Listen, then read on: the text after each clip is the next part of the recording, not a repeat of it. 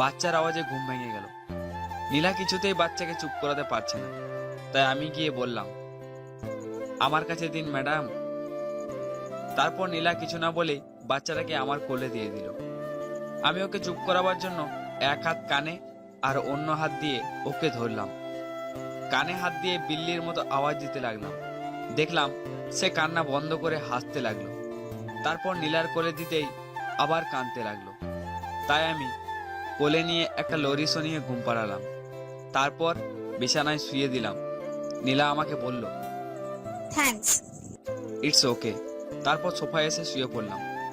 সকাল সকাল মুখে রোদের আলো পড়ায় ঘুম ভেঙে গেল। উঠে দেখি নীলা এখনো ঘুমাচ্ছে, তার মুখে রোদের আলো পড়ছে। এতে তাকে আরো মায়াবী লাগছে। নীলা দেখতে অনেক সুন্দর, তাহলে ওর হাজবেন্ড ওকে ছেড়ে চলে গেল কেন? আমাকে স্যারের কাছ থেকে জানতে হবে। তারপর উঠে ফ্রেশ হয়ে নিচে গেলাম। Good morning Neel. Good morning sir. Sir কি আব্বু বলো? হ্যাঁ আব্বু। স্যার এমনিতে অনেক ভালোবাসে আমাকে। আমি যখন প্রথম অফিসে আসি তখন থেকে আমাকে অনেক আদর করে আসছেন। কারণ একটাই, আমার সততা দেখে। তাই তো উনি আমাকে চয়েস করলেন ওনার মেয়ের জামাই হিসেবে। আমাকে অনেকবার বলেছিলেন ওনার মেয়েকে বিয়ে করতে। আমি রাজি ছিলাম না, কারণ একটাই, বিয়ে তো জীবনে একবারই করে। তাই সবার একটা চাওয়া থাকে, ঠিক আমারও ছিল, কিন্তু আমার ভাগ্যে এটা লেখা ছিল না। আব্বু, আমি আসছি। কোথায় যাচ্ছ এখন? প্রথমে আমার বাসায় যাব, ওখান থেকে ড্রেস চেঞ্জ করে হসপিটালে আব্বুর সাথে দেখা করে চলে আসব। ড্রেস চেঞ্জ করার জন্য বাসায় যাবে কেন? এখানে তোমার জন্য জামা কাপড় আনা হয়েছে রাতে। তুমি এখানে বসো। আজাদ, আমার রুম থেকে কাপড়ের ব্যাগগুলো নিয়ে আয়। আর নামাজা, টেবিলে গিয়ে নাস্তা রাখা। আর রুমানা, তোর আপামনিকে ডাক দে গিয়ে। সবাই চলে গেল যে যার কাজ করতে। তারপর আজাদ এসে স্যারের কাছে ব্যাগ দিল। উনি আমার দিকে বাড়িয়ে দিয়ে বললেন, নীল, এইগুলো এখন পরে এসো। পরে শপিং মলে গিয়ে নিজের জন্য জামা কাপড় নিয়ে আসবে। আচ্ছা স্যার। আবার স্যার? সরি আব্বু। ড্রেস চেঞ্জ করার জন্য রুমে আসলাম। এসে দেখি নীলা বসে বাবুকে দুধ খাওয়াচ্ছে। আমি এটা দেখে তাড়াতাড়ি মুখ ঘুরিয়ে বাইরে চলে আসলাম। নীলা রুমানা বলে চিৎকার করলো। রুমানাও দৌড়ে আসলো। জি আপামনি। যাবার সময় দরজা লক করে যেতে পারলি না? সরি আপামনি। বাইরে যে দাঁড়িয়ে আছে ওনাকে বল গেস্ট রুমে যেতে। জি আপামনি। তারপর রোমানা এসে আমাকে গেস্ট রুমে নিয়ে গেল, আর আমি মনে মনে হাসতে লাগলাম নীলার কথা ভেবে। তারপর ফ্রেশ হয়ে রেডি হয়ে নিচে নামছি, আর দেখছি নীলা আর স্যার বসে আছেন ডাইনিং টেবিলে। আমাকে স্যার দেখে বললেন, নীল এসেছো? তোমার জন্য এতক্ষণ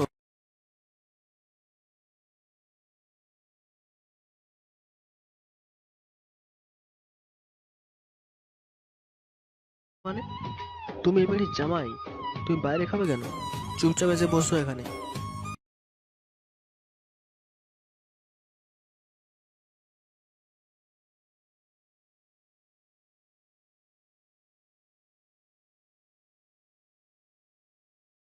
আমি সিএনজি দিয়ে চলে যেতে পারবো। শোনো নীল, আমি যেটা বলি সেটা দুইবার রিপিট করতে পছন্দ করি না। তাই তুমি গাড়ি নিয়ে যাবে এখন। আমি ড্রাইভারকে বলছি, সে বাইরে আছে। আচ্ছা আব্বু, আসছি। তারপর গাড়ি নিয়ে চলে আসলাম হাসপাতালে। ভাইয়া, তুই এসেছিস? হ্যাঁ এসেছি। আব্বুর কি অবস্থা এখন? ভালো, ডাক্তার বলেছে আজ অপারেশন করবে। আচ্ছা, আব্বু কি এখন ঘুমাচ্ছেন? হ্যাঁ। ও, তুই কিছু খেয়েছিস? না, তোর জন্য অপেক্ষা করছিলাম। আচ্ছা তুই একটু দাঁড়া, আমি নার্সকে বলে আসছি আব্বুর খেয়াল রাখতে। তারপর তোকে নিয়ে খেতে যাব। আচ্ছা। তারপর নার্সকে বলে আসলাম আব্বুর খেয়াল রাখতে। তারপর রাইসাকে নিয়ে চলে আসলাম একটা রেস্টুরেন্টে।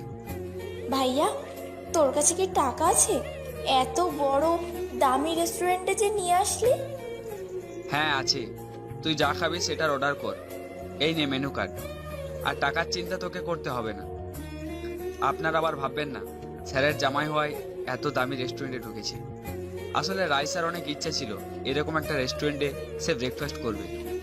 সেটা আজ পর্যন্ত পূরণ করতে পারিনি, কারণ যা বেতন পেতাম, ঘর ভাড়া, প্রতিদিনের খাবার, আব্বুর ওষুধ, রাইসার কোচিং, এগুলোতে টাকা সব খরচ হয়ে যেত। আর আজ খাওয়াতে পারছি সেই টাকাগুলো দিয়ে, যেটা হচ্ছে আম্মুর সেই প্রিয় স্মৃতির ব্যাংকের ভিতরের টাকা, যেটা ছোট থাকতে আম্মু আমাকে কিনে দিয়েছিলেন আর বলেছিলেন প্রতিদিন ওখানে 1 টাকা হলেও রাখতে, যাতে যখন খুব বেশি প্রয়োজন পড়বে তখন এটা ভাঙতে। তাই কাল এটা ভেঙে দিলাম রাইসার ইচ্ছে পূরণ করার জন্য। হয়তো আর কখনো কিছুর আবদার করলে আমি সেটা নাও পূরণ করতে পারি, তার জন্য। ভাইয়া, তোর জন্য কি অর্ডার দেবো? আমি আসার সময় খেয়ে এসেছি বাসায়, তুই খা, আমি কফি খাবো শুধু। আচ্ছা। তারপর রাইসা তার জন্য খাবার অর্ডার করলো। সে খাচ্ছে আর আমি কফি খাচ্ছি আর তাকে দেখছি। হয়তো কাল থেকে একবার দেখা হবে, এর বেশি নাও হতে পারে দেখা আমার এই ছোট্ট মায়ের বোনটাকে। নীল, তুমি এখানে? বসে বসে কফি খাচ্ছিলাম, তখন রিমি আসলো। এসে আমাকে একথা বলল। হ্যাঁ, কেন আসতে পারি না বুঝি? তা পারবেন না কেন স্যার? বলছি হঠাৎ করে আসলেন তো, তাই জিজ্ঞাসা করলাম। দেখতেই পাচ্ছ বোনকে খাওয়ানোর জন্য নিয়ে এসেছি। তাই এত দামি রেস্টুরেন্টে? মানতে হবে, কাল বিয়ে আর আজ পকেট ভর্তি টাকা। আপনার যদি কথা বলা শেষ হয় তাহলে আসতে পারেন। সেটা আর বলতে হবে না, আমি এমনিতেই চলে যাচ্ছি। জি। তারপর রিমি চলে গেল। রিমি হচ্ছে আমার ভালোবাসা। এটাকে ভালোবাসা না, এটাকে ভালো লাগা বলে। কদিন প্রেম করে ঘুরে যখন দেখবে কিছু নেই, তখন ছুঁড়ে ফেলে দেবে তাকে। তাই দুনিয়াতে ভালোবাসতে হলে 2টা জিনিস থাকতে হয়। 1, বাবার বিশাল টাকা, যেমন তাওহিদ আফ্রিদি, সবসময় যেটা বলে বেড়াই সেটা। আর 2, স্টার প্লাসের একটা সিরিয়ালের নায়কের মতো। সেইগুলো থাকলে ভালোবাসা থাকবে, আর না হলে আপনাকে কেউ ভালোবাসবে না, উল্টে আরো সেটা নিয়ে ট্রোল করবে। এসব না বলে এখন গল্পে আসি। ভাইয়া, ওই মেয়েটা কে রে? কেউ না, তুই খা। তারপর রাইসে খেয়ে নিল। বিল দিয়ে আমরা হাসপাতালে চলে আসলাম আব্বুর কাছে। সেখানে গিয়ে দেখলাম ওনার ঘুম ভেঙেছে। আব্বু, এখন কেমন লাগছে শরীরটা? ভালো। তুই ভালো আছিস তো? হ্যাঁ আব্বু, তোমাকে আর চিন্তা করতে হবে না। আজ রাতে তোমার অপারেশন হবে। সবকিছু জমা করে দিয়েছি কাল। আজ বড় স্যার আসবে সিঙ্গাপুর থেকে, উনি এসেই অপারেশনটা করবেন। আমাকে ক্ষমা করে দে বাবা, আমি তোর ভবিষ্যৎ নষ্ট করে দিলাম। কি বলছো এসব আব্বু? আমার একদম ভবিষ্যৎ নষ্ট হয়নি, উল্টে আরো উজ্জ্বল হয়েছে। বিয়ের আগেই একটা পরীর মতো দেখতে মেয়ে পেলাম, আর স্যারও অনেক ভালো। উনি তো আমাকে নিজের ছেলে ভাবেন। তুমি একটুও চিন্তা করো না, যা হয় ভালোর জন্যই হয়। তোমাকে তো এখনো খাওয়ানো হয়নি। রাইসা, তুই আব্বুর জন্য খাবার নিয়ে এসেছিস, সেটা দিয়ে আয়। হ্যাঁ। তারপর আব্বুকে খাইয়ে দিয়ে ওষুধ খাইয়ে দিলাম। উনি ঘুমিয়ে পড়লেন। আমি বাইরে বসে আছি। ঠিক তখনই মোবাইলে কল আসলো। ফোন বের করে দেখি স্যার কল দিয়েছেন। কল ধরলাম। হ্যালো, আসসালামু আলাইকুম আব্বু। ওয়ালাইকুম সালাম। নীল, তোমার আব্বু ঠিক আছেন তো? হ্যাঁ, আব্বু ঠিক আছেন, এই মাত্র খেয়ে ঘুমিয়েছেন। ও আচ্ছা। আব্বু, কোনো দরকার নাকি? আচ্ছা, এখন দরকার নেই। তুমি দুপুরবেলা বাসায় এসো, কথা আছে। আচ্ছা আব্বু। আচ্ছা, তাহলে রাখছি। দুপুরবেলা দেখা হচ্ছে। বাই। জি, বাই। তারপর হাসপাতালে অনেকক্ষণ বসলাম। রাইসাকে আর আব্বুকে খাইয়ে দিয়ে আমি চলে আসলাম বাসায়। আস্তে আস্তে 3টা হয়ে গেল। বেশি লেট করে ফেলেছি। লেট করলে কি, আমার জন্য তো আর তারা বসে থাকবে না না খেয়ে। তারপর কলিং বেল বাজালাম। রুমানা দরজা খুললো। আমি ভিতরে ঢুকে দেখলাম স্যার সোফায় বসে আছেন। আমাকে দেখে বললেন, নীল এসেছো? রোমানা, টেবিলে খাবার লাগা, আর তোর আপাকে বলে আয় খেতে আসতে। আমি তো অবাক, আমার জন্য এখনো কেউ খায়নি। সত্যি স্যারের অনেক বড় মন আছে, সেটা এখন দেখতে পাচ্ছি। নীল, যাও রুমে গিয়ে ফ্রেশ হয়ে আসো। জি। তারপর আমি গেস্ট রুমে গেলাম ফ্রেশ হতে। নীলার রুমে যাইনি, যদি নীলা আবার সেই কাজ করতে থাকে। তাই তারপর ফ্রেশ হয়ে খাওয়া দাওয়ার জন্য নিচে আসলাম। এসে টেবিলে বসলাম। বসে দেখি অনেক রকমের খাবার, আর সবগুলোই আমার প্রিয় ডিশ। সবজি, মাংস, মাছ। খাওয়া শুরু করো নীল। জি। তারপর খাওয়া শুরু করলাম। খাচ্ছিলাম, তখনই স্যার বললেন, নীল, আমি 1 সপ্তাহের জন্য দেশের বাইরে যাব, তাই তোমাকে কাল থেকে অফিস আর বাসার দিকে খেয়াল রাখতে হবে। আচ্ছা আব্বু, এখন থেকে শুরু হয়ে গেল আমার চাকরি। আব্বু তুমি কখন যাবে? বিকেলে ফ্লাইটে, তাই আমাকে এখন খেয়ে বের হতে হবে। ও আচ্ছা। তারপর খাওয়া দাওয়া শেষ করে আমি বসে আছি ড্রয়িং রুমে। স্যার নীলার সাথে কথা বলতে তার রুমে গেছে। কিছুক্ষণ পর উনি বেরিয়ে আসলেন নীলার রুম থেকে। বলে নীলার মেয়েকে নিয়ে আমার কাছে এসে বলতে লাগলেন, নীল, তুমি আমার নাতনির খেয়াল রাখবে। যদি সেখান থেকে এসে শুনি তুমি আমার নাতনির একটুও খেয়াল রাখোনি, তাহলে দেখবে তোমার কি করি। এটা বলে হাসতে লাগলেন স্যার, সাথে নীলাও। তারপর ওনাকে এয়ারপোর্টে পৌঁছে দিলাম। যাবার সময় বলে গিয়েছেন নীলা একটু রাগী, তাই সে আমাকে কিছু বললে আমি যেন মনে কিছু না নিই। তারপর সেখান থেকে হাসপাতালে আব্বুকে দেখতে চলে গেলাম। তাদেরকে রাতের খাবার খাইয়ে দিয়ে চলে এসেছি। নীলাদের বাসায় আসতে অনেক লেট করে ফেলেছি। নীলা যদি কিছু বলে এই ভয় নিয়ে বাসায় দরজায় দাঁড়িয়ে কলিং বেল দিলাম। রুমানা দরজা খুলে দিল। ভিতরে ঢুকে দেখি নীলা সোফায় বসে আছে। আমাকে দেখে রেগে আমার দিকে তাকিয়ে বলল, আপনার এখন আসার সময় হলো জানাব। সরি নীলা, আব্বুকে দেখার জন্য হাসপাতালে চলে গিয়েছিলাম। ওয়েট, আমাকে নাম ধরে রাখছেন কেন? আপনি কি আমার কাছ থেকে স্ত্রীর অধিকার কাটাতে চাইছেন? শুনুন, বামুন হয়ে চাঁদ ধরতে যাবেন না। আপনাকে আমি কখনো আমার স্বামী বলে গ্রহণ করব না। আপনি শুধু আমার আব্বুর জামাই, আমার না, ওকে?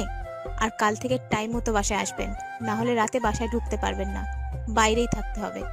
এখন খেয়ে আমার রুমে এসে ঘুমাবেন, আমার একা ঘুমাতে ভয় করে। এ কথা বলে নীলা চলে গেল তার রুমে। আমি গিয়ে গেস্ট রুমে ফ্রেশ হলাম। তারপর খেয়ে নীলার রুমে গেলাম। গিয়ে দেখলাম সে ঘুমিয়ে গেছে। তাই আমি গিয়ে সোফায় বসে ভাবতে লাগলাম, আজ তো আব্বুর অপারেশন না হওয়ায় বাসায় আসতে পারলাম, কিন্তু আগামীকাল যে আব্বুর অপারেশন হবে, সেখানে আমি কিভাবে থাকবো? আমাকে যেভাবেই হোক আগামীকাল নীলাকে বলে আব্বুর কাছে থাকতেই হবে। এসব ভাবছিলাম, হঠাৎ খেয়াল গেল নীলার দিকে। রাতে চাঁদের আলো জ্বালানা দিয়ে এসে তার মুখে পড়ছে। দেখতে তাকে অপরূপা মায়াবী লাগছে। তার আগের স্বামী একদম বোকা ছিল। এরকম বউকে বুঝি কেউ ডিভোর্স দেয়? তাও আবার একটা পরীর মতো বাচ্চা থাকতে। এসব ভাবতে ভাবতে ঘুমিয়ে পড়লাম। মাঝরাতে হঠাৎ নেহার কান্নায় ঘুম ভেঙে যায় আমার। আসলে নীলার বাচ্চার নাম নেহা। আমি উঠে দেখি নীলা এখনো ঘুমাচ্ছে। তাই আমি গিয়ে নেহাকে কোলে নিলাম। সে কোনো রকমে কান্না বন্ধ করছে না। মনে হয় খিদে লেগেছে, তাই কান্না করছে। এখন এই মাঝরাতে নীলাকে ডাকতেও পারছি না। তাই আর কিছু না ভেবে নিচে এসে রুমানাকে ডাকতে লাগলাম। জি ভাইজান, এত রাতে ডাকছেন কেন? নেহা কাঁদছে, তার হয়তো খিদে লেগেছে। নীলাকেও ডাকলাম, কিন্তু সে উঠলো না। তুমি ওর জন্য সুজি বানাও। ভাইজান, ঘরে তো সুজি নেই। আমি এটা আপুকে বলেছিলাম, উনি হয়তো ভুলে গেছেন। মানে বাচ্চার খাবারের কথা ও কিভাবে ভুলে গেল? না মানে ভাইজান, আপু তোর দিকে এখন আর আগের মতো ঠিকভাবে খেয়ালই রাখছেন না। শুধু সারাদিন বসে কি যেন ভাবেন, চুপ হয়ে থাকেন। এদিকে নেহার কি হলো না হলো, খেয়েছে কি না, এসব নিয়ে ওনার একদমই খেয়াল নেই। উনি শুধু একটাই চিন্তা করতে থাকেন। কিছু বলেছে কি চিন্তা করে? আর কদিন ধরে করছে? এই তো 1 সপ্তাহ ধরে। ও, নীলার ব্যাপারে পরে ভাববো। এখন নেহার জন্য কিছু খাবার নিয়ে আসি। রুমানা, তুই ওকে একটু রাখ, আমি ওর জন্য দেখি কিছু আনতে পারি নাকি। আচ্ছা। তারপর বেরিয়ে পড়লাম নেহার জন্য খাবার আনতে। রাস্তায় এসে দেখি কোনো দোকান খোলা নেই। অনেক জায়গায় খোঁজার পর হঠাৎ মনে পড়লো আব্বুর হাসপাতালের ওই দোকানটার কথা। সেটা সারা রাত খোলা থাকে।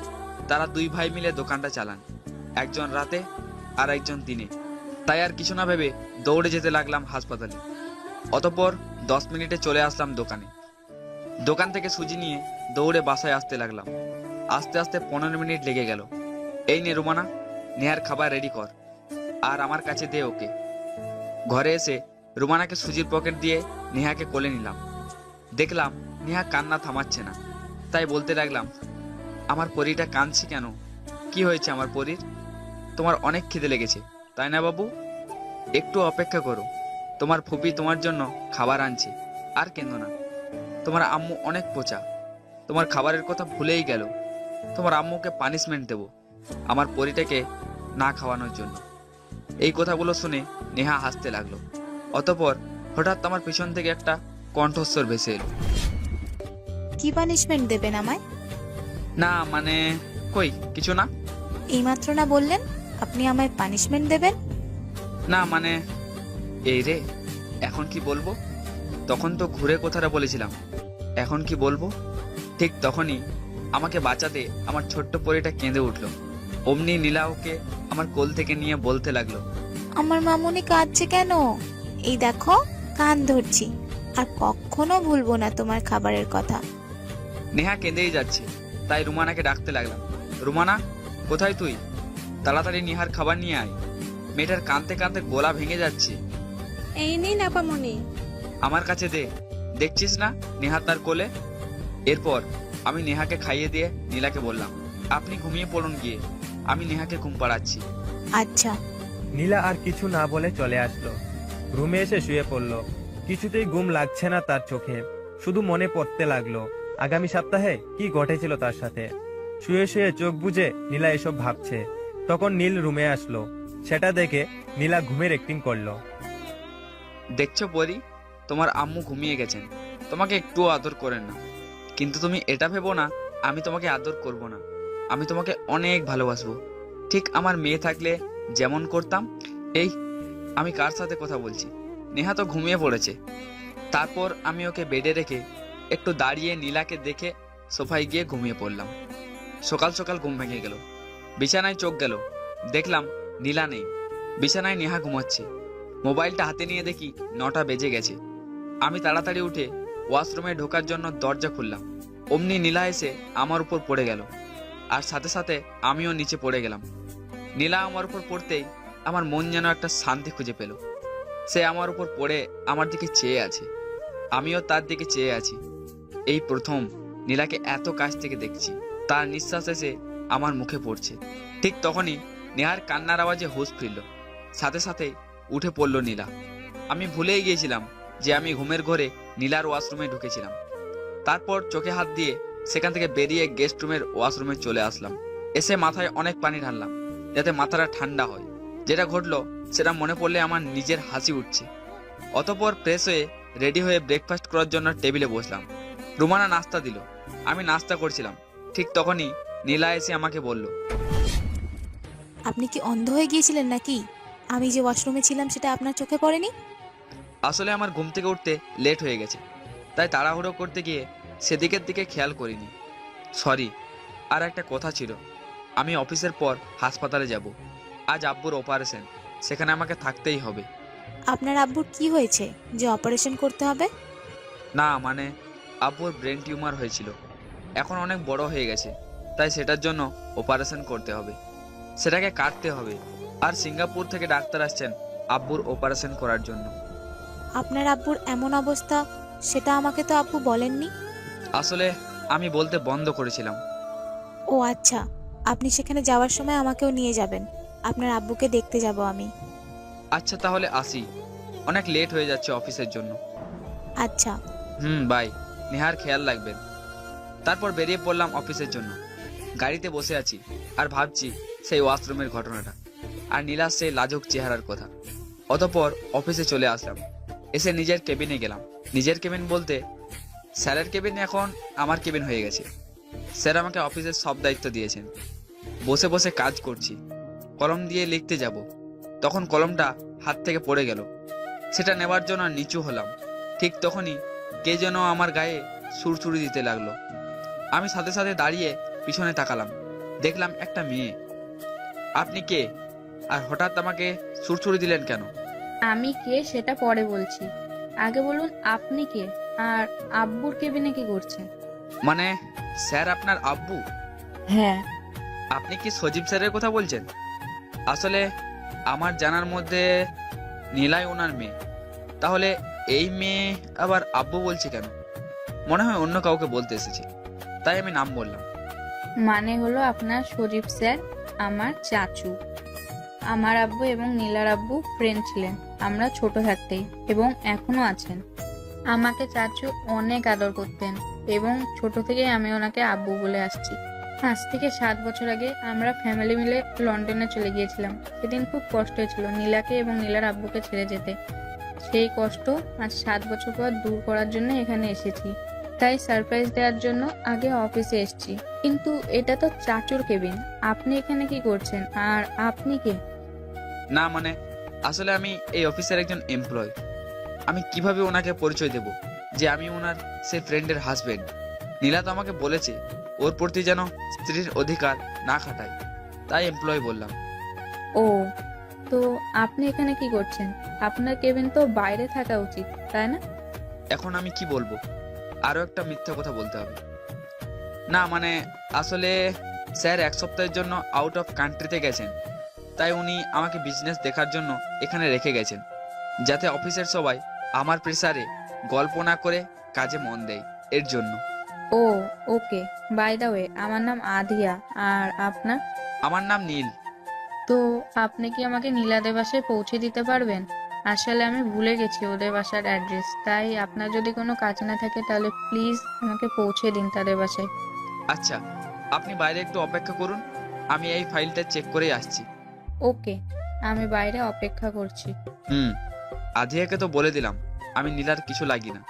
এখন যদি সে নীলাকে জিজ্ঞাসা করে তাহলে তো আমি শেষ। অলরেডি নীলা আমার উপর রেগে আছে। নেহাকে কাল যা বলেছি সব শুনেছে, আর ওয়াশরুমের কাহিনী তো বাদই দিলাম। এখন কি করব আমি? এদিকে আধিয়া অপেক্ষা করছে, অন্যদিকে আমার উপর বিশাল ঝড় বইবে সেটাও নিশ্চিত। আমি এখন কি করব? তারপর ফাইলগুলো চেক করে ম্যানেজারকে বলে দিলাম আমাদের টিম 2দের এই ফাইলের সব কাজ বুঝিয়ে দিতে, আর টিম 2দের যে কাজগুলো আছে সেইগুলা টিম 1দের দিতে, আর তাদের প্রতি কড়া নজর রাখতে, কাজে যেন কোনো গাফেলাতি না হয়। তারপর অনেকক্ষণ ভাবলাম আধিয়াকে কিভাবে বাসায় নিয়ে যাব। আমার মিথ্যে কথা জানলে কি ভাববে? দূর, কিছু খুঁজে পেলাম না, যা হবার হবে। এখন আগে ওর বেস্ট ফ্রেন্ডের কাছে নিয়ে যাই, এতে নীলাও অনেক খুশি হবে আধিয়াকে দেখে, আর তার দুঃখ শেয়ার করারও সঙ্গী পাবে। তারপর কেবিন থেকে বেরিয়ে আধিয়ার কাছে গিয়ে বললাম, সরি, অনেক লেট করে ফেলেছি আসতে। কোনো সমস্যা নেই, আমি এখানে বসে বোরিং ফিল করিনি, বরং আরো ভালো কিছু জিনিস দেখতে পেলাম। মানে কি দেখলেন? এই যে আপনার স্যার না থাকায় আপনি চাইলে অফিসের কাজ রেখে দিয়ে আরাম করতে পারতেন, কিন্তু তা না করে উল্টে সবাইকে আরো কাজে ব্যস্ত রেখেছেন, যাতে আপনাদের ডিলের ডেলিভারিটা 2 দিন আগেই দিতে পারেন। আর তার সাথে তো একটা নতুন ডিলের জন্য আপনি তাদের কাজে ব্যস্ত করাচ্ছেন। আপনার এই সততা দেখে আমি আপনার উপর পুরো মুগ্ধ হয়ে গেলাম। থ্যাঙ্কস। তাহলে চলুন এখন যাওয়া যাক। হ্যাঁ চলুন। তারপর আমরা বেরিয়ে পড়লাম বাসার উদ্দেশ্যে। অতঃপর বাসায় পৌঁছে গেলাম। আমি আধিয়াকে গেটের কাছে নামিয়ে দিয়েই আবার ব্যাক করলাম অফিসে। আধিয়া অনেক বলছিল বাসায় ঢুকতে, কিন্তু আমি অফিসের কাজের কথা বলে চলে আসলাম। আমাকে ভেতরে দেখে নীলা যাতে কিছু না বলে, আর আধিয়া যাতে জানতে না পারে আমি ওকে মিথ্যা বললাম নাকি সত্যি বললাম। এখন তো বেঁচে গেলাম, কিন্তু রাতে তো আমাকে নীলাকে নিয়ে আব্বুর কাছে যেতে হবে। সেটা নীলার অর্ডার, তখন কি করব? আইডিয়া, নীলা তো এখন তার ফ্রেন্ডকে নিয়ে ব্যস্ত থাকবে, তাই আমি নীলাকে কল না দিয়েই আমি আব্বুর কাছে চলে যাব, আর পরে নীলা কিছু বললে সেটা ম্যানেজ করে নেব। অতঃপর আমি অফিসের কাজ শেষ করে হাসপাতালে যাচ্ছি আব্বুর অপারেশনের জন্য। অফিসের কাজ থাকায় হাসপাতালে যেতে অনেক রাত হয়ে গেছে। ভাইয়া, তুই এসেছিস? তোর জন্য কখন থেকে অপেক্ষা করছি। আর দেখ না, আব্বু তোর অপেক্ষায় অপারেশন করাচ্ছেন না, বলছে যদি অপারেশনের পর কিছু হয়ে যায়। তাই আমি আমার ছেলেকে শেষবারের মতো দেখতে চাই। সত্যি কি ভাইয়া, আব্বুর অপারেশনের পর কিছু হবে? দূর পাগলি, এসব কিছু হবে না। দেখবি আব্বুর অপারেশনটা হয়ে গেলে উনি ঠিক হয়ে যাবেন। তাই যেন হয়। চল আব্বুর কাছে যাই। তারপর আব্বুর সাথে কথা বলে রাজি করালাম অপারেশন করানোর জন্য। ডাক্তারকে বলে অপারেশন শুরু করালাম। আমি আর রাইসা অপারেশন থিয়েটারের বাইরে অপেক্ষা করছি। অতঃপর আধ ঘন্টা পর ডাক্তার এসে বলে গেল যে অপারেশন সাকসেসফুল হয়েছে। আব্বুকে কেবিনে শিফট করেছেন। আধ ঘন্টা পর আব্বুর জ্ঞান ফিরবে। তারপর আব্বুকে কেবিনে শিফট করার পর আমি আর রাইসা ওনার পাশে বসে আছি। আধ ঘন্টা পর আব্বুর জ্ঞান ফিরল। আব্বু, এখন কেমন লাগছে মাথাটা? অনেক হালকা হালকা লাগছে, মনে হচ্ছে মাথায় এতদিন ভারী কিছু ছিল, আজ সেটা মনে হচ্ছে নেই। আচ্ছা, আর কিছু বলার আগেই ডাক্তার এসে বলতে লাগলো, দেখুন, রোগীর এখন রেস্টের প্রয়োজন, তাই এখন কথা বলবেন না। আমি ওনাকে হাই ডোজের ওষুধ দিয়ে দিচ্ছি, এখন উনি ঘুমিয়ে পড়বেন, তাই এখন কেউ কথা বলবেন না। আচ্ছা, আমরা বাইরে বসে থাকি আব্বুর ঘুমানোর আগে পর্যন্ত। আব্বু, তুমি ঘুমাও, আমরা এখানেই আছি। তারপর আমি আর রাইসা কেবিন থেকে বেরিয়ে আসলাম। এসে চেয়ারে বসে আছি, তখন রাইসা বলল তার খিদে লেগেছে, তাই ওকে নিয়ে একটা রেস্টুরেন্টে নিয়ে আসলাম। অতঃপর খেয়ে হাসপাতালে চলে আসলাম। আব্বুর কেবিনে ঢুকে দেখলাম উনি ঘুমিয়ে পড়েছেন, তাই আমি রাইসাকে বললাম, রাইসা তুই এখানে ঘুমিয়ে পড়, আমি বাইরে আছি, কিছু লাগলে বলিস। ভাইয়া তুই ঘুমিয়ে পড়, আমি না ঘুমালে কিছু হবে না। তুই কি আমার থেকে বড় হয়ে গেছিস যে আমার কথা শুনছিস না? যেটা বলছিস সেটা কর, আমি বাইরে আছি। আচ্ছা। তারপর বাইরে এসে বসে বসে গেম খেলে সারা রাত কাটালাম। ফজরের আজান হলো, উঠে মসজিদে গেলাম, নামাজ পড়ে আব্বুর জন্য দোয়া করে চলে আসলাম। হাসপাতালে আসার সময় রাইসা আর আব্বুর জন্য খাবার নিয়ে আসলাম। তাদেরকে খাইয়ে দিয়ে আমাকে আবার অফিসে যেতে হবে, না হলে সবাই কাজে গাফিলতি করবে। অতঃপর হাসপাতালে সব কাজ শেষ করে অফিসে চলে আসলাম। আস্তে আস্তে একটু লেট হয়ে গেল। অফিসে ঢুকে আমার কেবিনে এসে ভিতরে ঢুকবো, ঠিক তখনই ম্যানেজার আমাকে ডাক দিল। স্যার, একটা কথা ছিল। কি বলো? স্যার, আমাদের তো একজন এমপ্লয় প্রয়োজন ছিল, তাই আমি আমার ছোট বোনের এক বান্ধবীকে এনেছি। যদি আপনার ইন্টারভিউতে বা আপনার কাছে তার মেধা ভালো লাগে তাহলে চাকরি দেবেন কিনা সেটা ডিসিশন নেবেন। ওকে, তুমি তাকে আমার কেবিনে পাঠিয়ে দেবে। স্যার, ও আপনার কেবিনে বসে আছে। আচ্ছা, আমি দেখছি। তারপর ভিতরে ঢুকলাম। ভিতরে ঢুকে দেখলাম মেয়েটা চেয়ারে বসে আছে। একটা কাশি দিলাম, অমনি চেয়ারে যে মেয়েটি বসেছিল সে পিছনে চাইলো, আর আমি তাকে দেখে শকড হলাম। সেও আমাকে দেখে অবাক হয়ে তাকিয়ে আছে। এভাবে অনেকক্ষণ তাকিয়ে থাকার পর আমি বলতে লাগলাম, তানজিনা তুমি এখানে? আমারও একই প্রশ্ন, আপনি এখানে কি করছেন? আমি তো এই কোম্পানিতে জব করার জন্য এসেছি, আর এই অফিসের স্যারের জন্য অপেক্ষা করছি, কিন্তু আপনি? সরি, আমি এই অফিসের স্যারের পরের পজিশনে আছি, মানে সবাই আমার আন্ডারে কাজ করে। আর তুমি বলছো আমি জব খুঁজতে এখানে এসেছি? হাসালে। সরি। তো হঠাৎ জব করার কারণ? তানজিনা কে সেটা জানতে হলে আপনাদেরকে এখন ফ্ল্যাশব্যাকে যেতে হবে। তাহলে চলুন ফ্ল্যাশব্যাকে। ভার্সিটিতে ভর্তি হতে অনেক টাকা লাগবে, তাই টিউশনি করাতে হয়েছিল। তখন টিউশনিটা আমাকে নিলয়ের বোন মিলা দেয়। আমাকে তার বান্ধবী তানজিনাকে পড়াতে বলে, আমিও রাজি হয়ে যাই। এভাবে 4-5 মাস পড়ানোর পর হঠাৎ একদিন তানজিনা আমাকে রাতে কল করে বলল যে ঘরে কেউ নেই, তার একা থাকতে ভয় করছে, আমাকে যেতে বলছে। আমি না গিয়ে নিলয়ের ছোট বোন মিলাকে বলি, মিলা চলে যায়। তারপরের দিন পড়াতে গেলে সে আমার সাথে রাগ দেখায় আর বলে, আমি তো আপনাকে আসতে বললাম, আপনি কেন মিলাকে আসতে বললেন? শুনো তানজিনা, তুমি মেয়ে আর আমি একজন ছেলে, তাই একজন ছেলে হয়ে একজন মেয়ের কাছে এত রাতে কিভাবে আসবো? তাই আমি মিলাকে পাঠাই। কাল রাতে আমার জন্মদিন ছিল, সবাই উইশ করেছে, আপনি করলেন না কেন সেটা জানার জন্যই কল দিলাম। সাথে মিথ্যেও বললাম যাতে আপনি উইশ করেন, কিন্তু সেটা না করে উল্টে আরো মিলাকে কল দিয়ে আসতে বললেন। সরি, আসলে আমি জানতাম না কাল তোমার জন্মদিন ছিল। Sorry, many many happy Returns of the day. Sorry বলে কাজ হবে না, আপনাকে তার শাস্তি পেতে হবে। মানে কি? আগামীকাল আমাকে ফুচকা খাওয়াতে নিয়ে যেতে হবে। কিছুক্ষণ ভাবলাম, তারপর হ্যাঁ বলে দিলাম। যেহেতু আমার ছাত্রী, তাই তাকে ফুচকা খাওয়ানো যায় তার বার্থডে উপলক্ষে। পরের দিন আমি তানজিনার জন্য তাদের রাস্তার গলির সামনে দাঁড়িয়ে অপেক্ষা করছি। কিছুক্ষণ পর তানজিনাকে দেখতে পেলাম।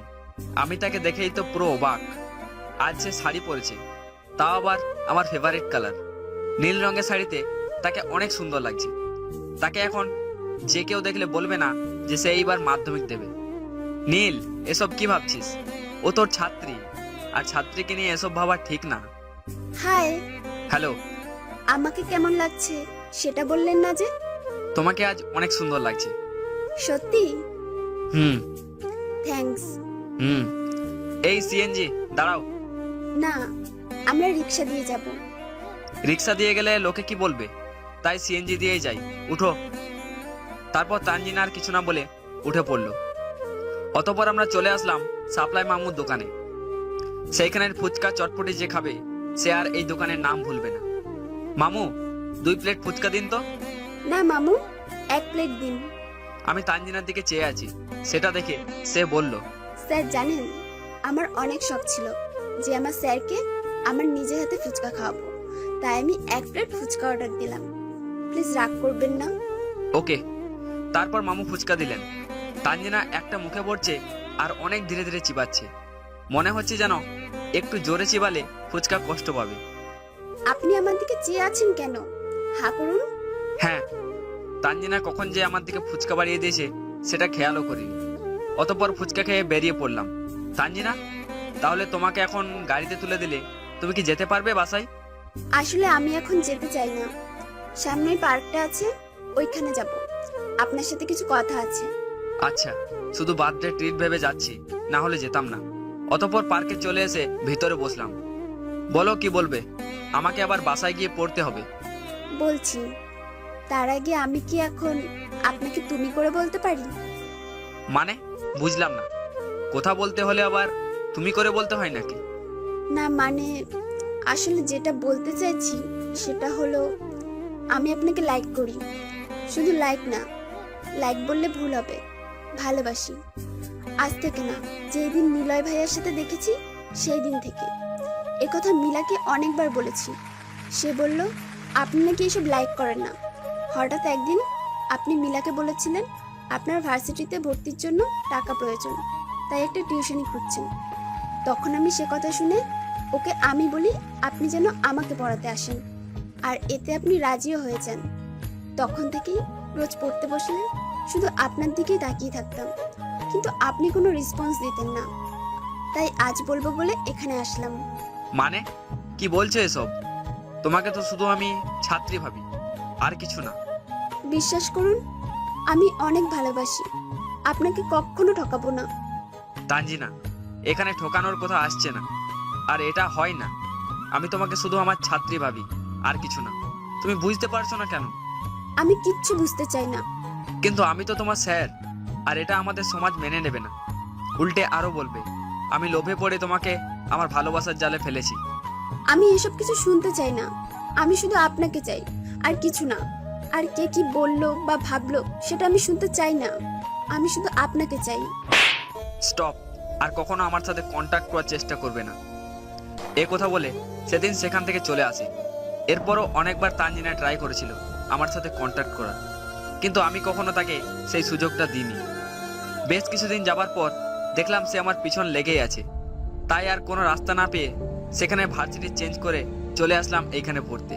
তারপর আব্বু আর রাইসেকেও এখানে নিয়ে আসলাম। এরপর থেকে তার সাথে আর কখনো আমার দেখা হয়নি। এই ছিল আমার ফ্ল্যাশব্যাকের কাহিনী। এখন বাস্তবে আসি। আসলে স্যার, আমাদের ফ্যামিলিতে কিছু প্রবলেম হয়েছে, যার জন্য আমাকে জব করতে হচ্ছে। কি হয়েছে খুলে বলো। আসলে তানজিনার বাবা একজন ব্যবসায়ী মানুষ। তাহলে তানজিনার তো জব করার কোনো প্রয়োজন নেই। তাহলে কেন জব করবে সেটা জানার জন্য বললাম খুলে বলতে। স্যার, আপনি তো জানেন আমার আব্বু 2টো বিয়ে করেছেন। এতদিন ধরে ওনার দ্বিতীয় স্ত্রী আমাকে খুব আদর করত। যখন আম্মু মারা যান তার 2-3 মাস যাবার পর আব্বুর দ্বিতীয় স্ত্রী আমার সাথে খুব অত্যাচার করতে শুরু করেন। আব্বু রাতে বাড়ি ফিরলে যদি আমি আব্বুকে সব বলে দিতাম, আব্বুকে উল্টাপাল্টা বুঝিয়ে আমাকে আব্বুর কাছে বকা খাওয়াতো। তারপরেও আমি কিছু বলতাম না। কিন্তু যত দিন যাচ্ছে তত ওনার অত্যাচার বেড়েই যাচ্ছে। তাই একটা জব খুঁজছি। সেটা পেলে আমি আর বাসায় থাকবো না, তাদেরকে মুক্তি দেব। তাই স্যার, আপনি আমাকে এই অফিসে একটা চাকরি দিন প্লিজ। আচ্ছা, তোমার সার্টিফিকেটগুলো দাও, আর কটা প্রশ্ন করব সেগুলো উত্তর দিতে পারলে জব পাবে, না হলে আমার কিছু করার থাকবে না। এই নিন সার্টিফিকেট। আর কি প্রশ্ন করবেন করুন, আমি প্রস্তুত। তারপর তানজিনাকে আমি কয়েকটা প্রশ্ন করলে সে সঠিক উত্তর দেয়। তাহলে তোমাকে আমাদের অফিসের চাকরিটা দেওয়া হচ্ছে। Congrats. Thank you sir. Okay, আমি ম্যানেজারকে বলে দিচ্ছি আমাদের নতুন দিনের কাজগুলো তোমাকে বুঝিয়ে দিতে, আর অফিসের যেসব রুলস আছে সেগুলো মেনে চলবে। এখন তুমি যেতে পারো। আমার ম্যানেজার তোমাকে তোমার কেবিন দেখিয়ে দেবে। আচ্ছা স্যার, আসি। বাইরে এসে ম্যানেজারের সাথে কথা বললাম। কাজের সব ইনফরমেশন নিয়ে নিজের কেবিনে গিয়ে বসলাম আর বলতে লাগলাম, ভাবতেই পারছিলাম না যে স্যারের সাথে আবার দেখা হবে। যাই হোক, স্যারকে এখনো দেখতে অনেক সুন্দর লাগে। আর এখন থেকে স্যারের সাথেই কাজ করতে পারবো। ভাবতেই খুশিতে দিশেহারা হয়ে যাচ্ছি। আমি বসে বসে কাজ করছিলাম, ঠিক তখনই অফিসের টেলিফোনে কল আসলো। আমি কল ধরলাম। হ্যালো, কে বলছেন? স্যার, আমি রাজ। বলো রাজ। আসলে রাজ হচ্ছে আমার ম্যানেজারের নাম। স্যার, নীলা ম্যাডাম আপনাকে ফোন করেছেন, আপনার সাথে কথা বলতে চান।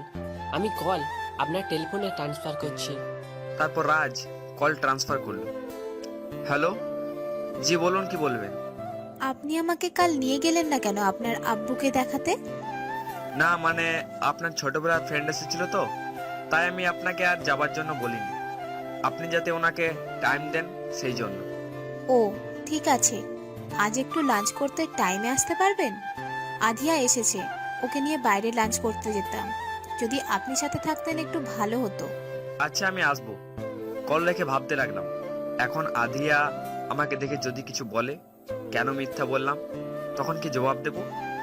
দূর, কিছু জবাব দিতে হবে না, শুধু চুপ করে শুনে নেব, এটাই ভালো হবে। তারপর কাজে মন দিলাম।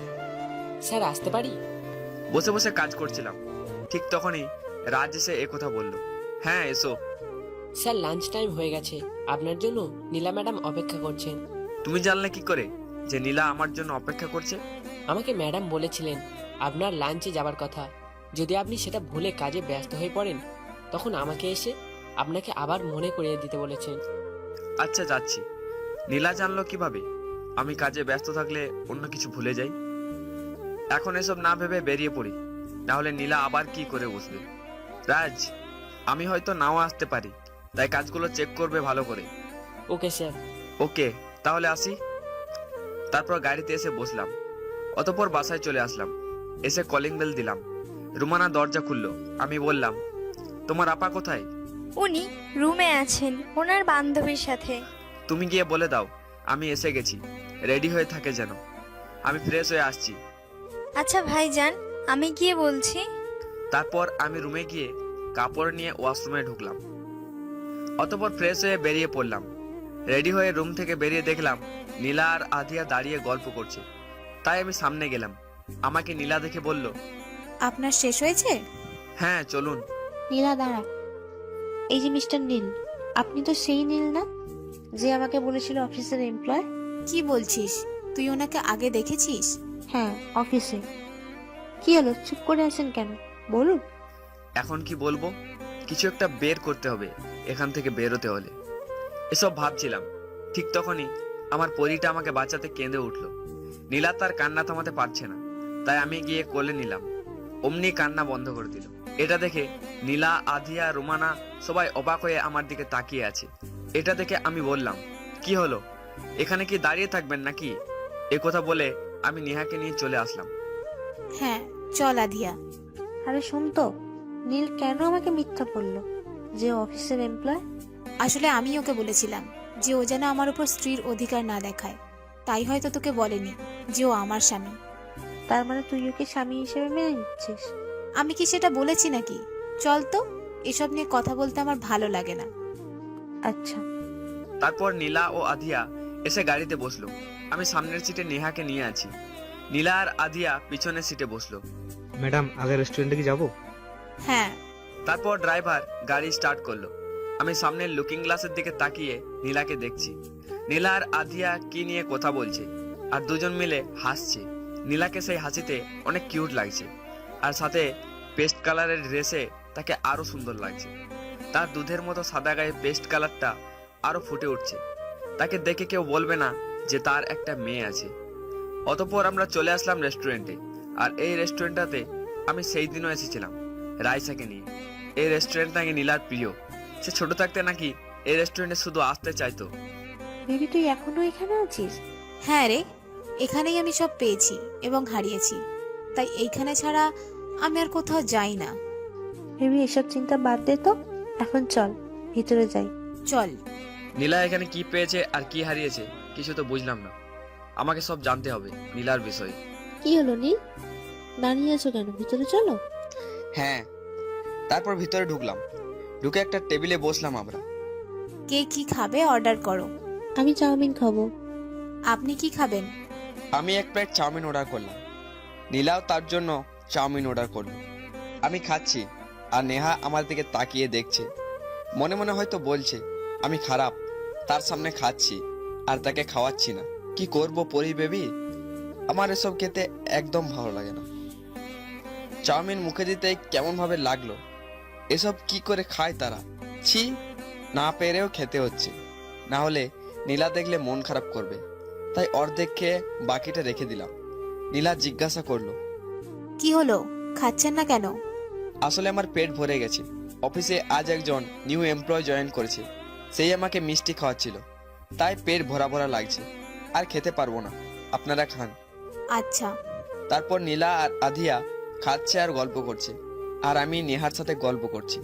হঠাৎ কোথায় থেকে যেন একটা ছেলে এলো, নীলাকে বলতে লাগলো, এই নীলা না, কেমন আছো? ওয়েট ওয়েট, বলতে হবে না, আমি জানি তুমি ভালো নেই। কেন ভালো নেই সেটাও জানি। ইস, অনেক দুঃখ হচ্ছে রে তোর জন্য। তোদের মতো মেয়ে কখনো ট্রু লাভ বোঝে না, এর জন্য তোদের সাথে এমনই হয়। আমি বড়লোক নয় বলে আমার সাথে প্রেম করলি না, করলি অয়নের সাথে। বলেছিলাম অয়ন ছেলেটা ভালো নয়, কিন্তু কে শোনে কার কথা? তার মতো সুদর্শন ছেলেকে পেয়ে তুই নিজেকে লাকি মনে করতিস। দেখছিস আজ এই লাকির অবস্থা। তোদের মতো মেয়েদের এইরকম ঘটা উচিত, তাহলে তোরা বুঝতে পারবি সত্যিকারের ভালোবাসা আসলে কি। দাঁড়া, তোকে একজনের সাথে পরিচয় করে দিই। মাহা, এদিকে এসো। মাহা, তোমাকে যে নীলার কথা বলেছিলাম, এই হচ্ছে সেই নীলা, যার জন্য আমি অনেক কিছু ত্যাগ করতে রাজি ছিলাম, কিন্তু সে আমাকে গরিব ভেবে ভালোবাসাকে দাম দেয়নি। সেদিন দাম না দেওয়ায় আমার জন্য ভালোই হয়েছিল। তাই তো আমি তোমার মতো সত্যিকারের ভালোবাসা খুঁজে পেলাম। জানো নীলা, ও কার মেয়ে? ও হচ্ছে টপ 20টি ব্যবসায়ীর মধ্যে 15 নম্বর পজিশনে যে আছে মিস্টার আমিনুল হক, ওনার মেয়ে। আর তোমার আব্বু 20টি কি টপ 50-এর মধ্যে একটিও নেই। থ্যাঙ্কস আমাকে সেদিন গর্তে না ফেলানোর জন্য। আমি নীলার দিকে তাকিয়ে দেখলাম সে চুপ করে দাঁড়িয়ে আছে আর তার চোখ লাল হয়ে গেছে। সেটা দেখে আমি আধিয়াকে বললাম, আমি বিল দিয়ে নেহাকে নিয়ে আসছি, তুমি নীলাকে নিয়ে যাও। আচ্ছা। তারপর আমি বিল দিয়ে গাড়িতে এসে বসলাম এবং গাড়ি স্টার্ট করতে বললাম। অতপর বাসায় এসে পড়লাম। নীলা নেমেই বাসার ভিতরে দৌড়ে চলে গেল। আমি সেখানে দাঁড়িয়ে এসব দেখছিলাম। ইশারা দিয়ে আধিয়াকে বললাম, নীলার কাছে যেতেই সে চলে গেল। আর আমি নেহাকে নিয়ে আমার রুমে যাচ্ছি। আসার সময় রুমানাকে বলে দিয়ে আসি। নেহা তখন তাকে কিছু বলিনি, শুধু নীলার জন্য। সে চুপ ছিল, তাই আমিও চুপ ছিলাম, না হলে ছেলেটার 12টা বাজিয়ে দিতাম। কিভাবে বলতে পারলো যে একটা মেয়ে স্মার্টনেস দেখে প্রেম করে? শুধু স্মার্টনেসও না, সাথে রিচও হতে হয়, না হলে বুঝি মেয়েরা ছেলেদের ভালোবাসে না। যাই, কেউ বলতে পারে না। হয়তো নীলার মনে ওই ছেলেটার প্রতি তার কোনো ফিলিংস জাগেনি, তাই সে প্রেম করেনি। তাই বলে কি এরকম কথা বলবে? আর নীলা কি জানতো যে সে যাকে ভালোবাসবে সে এমন করবে তার সাথে? উফ, আর কিছু ভাবতে পারছি না। ভাইজান, ভাইজান, কি হলো? কথা শুনতে পাচ্ছেন না নাকি? বল রুমানা। নেহার জন্য খাবার এনেছে। আচ্ছা, তুই ওকে খাইয়ে দে, আমি ফ্রেশ হয়ে আসি। তারপর কাপড় নিয়ে ওয়াশরুমে ঢুকলাম। অনেকক্ষণ মাথায় শাওয়ার নিলাম। ঠান্ডা মাথায় ছেলেটার জবাব বের করলাম। অতঃপর শাওয়ার অফ করে শরীর মুছে প্যান্ট শার্ট পরে বেরিয়ে পড়লাম। কে রে রুমানা, নেহা খেয়েছে তো? হ্যাঁ ভাইয়া। আচ্ছা, আমি একটু বের হচ্ছি, তুই নেহাকে দেখে রাখিস। আর নীলার কাছে নিয়ে যাবার দরকার নেই, ওকে একটু একা থাকতে দে। আচ্ছা ভাইয়া। ওকে, আমি আসছি। আর হ্যাঁ, নীলা জিজ্ঞেস করলে বলিস যে একটা দরকারে বেরিয়ে গেছে। আচ্ছা ভাইয়া। তারপর বাসা থেকে বেরিয়ে অফিসে চলে আসলাম। এখন অফিসে আসার কোনো কথা ছিল না, কিন্তু আমাকে ওই ব্যাপারটার জন্য আসতে হলো। আমাকে হঠাৎ অফিসে এসে কেবিনে ঢুকতে দেখে রাজ তখনই চলে আসলো আর আমার কাছে এসে বলতে লাগলো, স্যার হঠাৎ চলে আসলেন যে, কোনো প্রবলেম হয়েছে কি? না, তুমি এখন একটা মিটিং ডাকো। আমাদের অফিসের সব স্টাফকে এই মিটিংয়ে থাকতে হবে। 10 মিনিটের ভিতরে আমি সবাইকে মিটিং রুমে দেখতে চাই। তাড়াতাড়ি করো, যাও। আচ্ছা স্যার। এটা বলে রাজ কেবিন থেকে চলে গেল আর গিয়ে সবাইকে মিটিং এর ব্যাপারে বলল। সবাই মিটিং রুমে গিয়ে আমার জন্য অপেক্ষা করতে থাকলো। অতঃপর আমি মিটিং রুমে ঢোকার সাথে সাথেই সবাই দাঁড়িয়ে উঠলো। আপনারা সবাই বসুন। তো আজকের এই মিটিংটা ডাকা হয়েছে শুধুমাত্র একটাই কারণে, আর সেটা হলো আমাদের কোম্পানিকে টপ 10টি বিজনেসের মধ্যে নিয়ে আসতে হবে। আর সেটার জন্য আমি আপনাদের সাহায্য চাই। আপনাদের ছাড়া আমি এই স্বপ্ন পূরণ করতে পারবো না। তাই আপনারা কি আমাকে সাহায্য করবেন? সবাই একসাথে হ্যাঁ বলে উঠল। সবাইকে ধন্যবাদ আমার এই স্বপ্ন পূরণ করতে সাহায্য করার জন্য। তাই আমি আপনাদের সবার কাছ থেকে একটা করে আইডিয়া শুনতে চাই, কি করলে আমাদের কোম্পানি টপ 10টি বিজনেসের মধ্যে থাকতে পারবে। স্যার, আমার কাছে একটা আইডিয়া আছে, আর সেটা হলো ভাইরাল হবার কিছু টপিক বের করে পোস্ট করতে হবে। আর সেই পোস্ট আমাদের কোম্পানির পেজ থেকেই করব। ভাইরাল তো হবেই, আর তার সাথে কোম্পানির ভিউরও বাড়বে। এতে আমাদের কোম্পানি একটু হলেও এগোবে। করা যায়। আর কিছু বলার আগেই তানজিনা বলে উঠল, স্যার, আমার কাছে এটা বেশ সুবিধার মনে হচ্ছে না। কারণ ভাইরাল হবার মতো এমন কিছু ভিডিও করলে ভিডিওটা ভাইরাল হবে ঠিকই, কিন্তু এর ফলে আমাদের কোম্পানির নাম না, উল্টে আরো বদনাম হবে। কারণ এরকম কিছু আমাদের চোখের সামনে ঘটেছে, আর সেটা আমরা দেখে আমরা ভিডিও করেছি, কিন্তু সাহায্য করিনি। এতে আমাদের কোম্পানির উপর প্রেশার আসতে পারে স্যার। রাইট, তানজিনা ঠিক বলছে। আমাদের কাছে এই পদ্ধতিটা কাজে লাগবে না। রাজ, আমাদের হাতে এখন কটা ডিল কমপ্লিট করার আছে আর কটা করছি? স্যার, আমাদের হাতে মোট 5টা ডিল ছিল। আমরা 2টাতে কাজ করছি, কিন্তু বাকি 3টায় টাইম না দেওয়ায় সেগুলো হয়তো ক্যান্সেল হয়ে যেতে পারে, কারণ তাদের প্রোডাক্টগুলি খুব প্রয়োজন। তাই তারা আমাদের 15 দিনের টাইম দিয়েছিল ডিলটা কমপ্লিট করতে। অলরেডি আমাদের হাতে 3 দিন হয়ে গেছে, আমাদের হাতে আর মাত্র 12 দিন আছে। এই কথাটা আমাকে আগে জানালে না কেন? বড় স্যার আপনাকে বলতে বারণ করেছেন, তাই। স্যার বলতে কেন বারণ করেছেন আমার আর জানতে বাকি রইল না। কারণ হলো আমার মাথায় অলরেডি অনেক টেনশন আমার আব্বুকে নিয়ে, আর সাথে এই বিয়েটাও হঠাৎ করে হলো। তাই উনি আমার উপর আর প্রেসার দিতে চাননি, এর জন্যই বলেননি। আচ্ছা ঠিক আছে, আর বলতে হবে না, আমি জানি। এখন এটা বলো, আমরা যে ডিলটা নিয়ে এখন কাজ করছি সেটা শেষ হতে কদিন লাগবে? স্যার, আমাদের এই 2টা ডিল কমপ্লিট করতেই 4 দিন লাগবে, আর বাকিগুলো কিভাবেই শেষ করব? আমার কাছে একটা আইডিয়া আছে। যদি আপনারা সবাই একমত হন তাহলে টেনশন করতে হবে না। আমরা খুব তাড়াতাড়ি এই 2টা ডিল কমপ্লিট করে অন্যটা ধরতে পারবো। কি হবে স্যার? আমরা যদি সবাই অফিসের টাইমের পর আর 2 ঘন্টা টাইম দিই অফিসে, তাহলে আমাদের এই ডিলগুলি কমপ্লিট করতে পারবো, তাও আবার 2 দিনের মধ্যে। আর পরের ডিলটাও আমরা কমপ্লিট করতে সক্ষম হব। আর এই যে এক্সট্রা টাইম অফিসে দিবেন, সেই টাইম দেওয়ার জন্য আপনাদেরকে এক্সট্রা টাকাও দেওয়া হবে। আর যদি আমাদের কোম্পানি টপ 10টির মধ্যে আসে, তখন তো আপনাদের আলাদা একটা সম্মান থাকবে। এত বড় অফিসে কাজ করার সুযোগ কয়জনের হয়? তাই আপনারা যদি আমাকে 2 ঘন্টা টাইম দেন, কথা দিলাম কখনো বিপদে আপদে পড়লে এই কোম্পানি করুক আর না করুক, আমি আপনাদের সাহায্য করব। শুধু আপনারা আমাকে 2 ঘন্টা টাইম দেবেন আর নিজের অফিস ভেবে কাজ করবেন।